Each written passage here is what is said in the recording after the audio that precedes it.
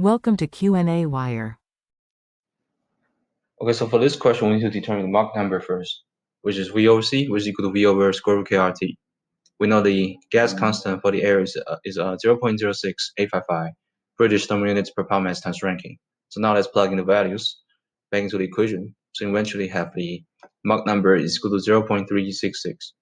So since the question was asking us to determine the pressure and the temperature when air velocity is equal to speed of sound. So when the air velocity equal to speed of sound, that means the Mach number is equal to 1. So therefore, it's actually asking us to determine the critical pressure and the critical temperature, since the critical properties occur when Mach number equal to 1. So first, we need to determine the stagnation pressure and the stagnation temperature first. So we know stagnation pressure, which is P0 here, over P is equal to 1 plus K minus 1 over 2 times MA squared to the power of K over K minus 1. And we know P, which is the initial pressure, was given as 30 psia. So now let's plug in back to the equations. So eventually have the stagnation pressure is equal to 32.9 psia. And then we can determine the critical pressure, which is the pressure at its location. So now let's plug in back to the equation to determine the pressure at its location, which is equal to 32.9 psia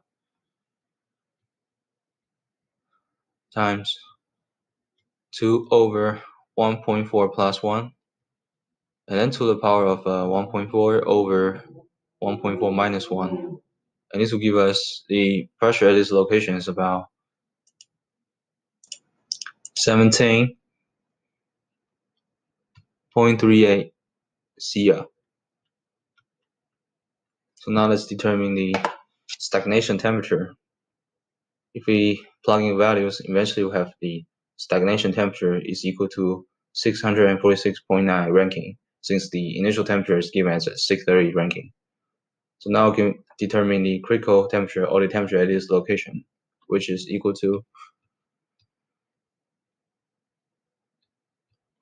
2 times 646.9 Rankine over 1.4 plus 1, which is equal to 539 Rankine. So now let's determine the ratio of the area at its location to the entrance area. So first, let's determine the entrance area to the area at its location of the ratio here, okay, which is A over A asterisk. So now let's plug in the values. So we'll have A over A asterisk is equal to 1 over 0.366 multiplied by 2 over 1.4 plus 1, and then times 1 plus 1.4 minus 1 over 2, and then times 0.366 squared to the power of 0.5 times 1.4 plus 1, and then times 1.4 minus 1, which is 0.4. And this will give us the ratio is about, oops, so here I actually make a mistake here. So here should be divided. So instead of k plus 1 times k minus 1, it should be k plus 1 divided by k minus 1. So therefore we have 0.5 times 1.4 plus 1 over 1.4 minus 1, which is 0.4.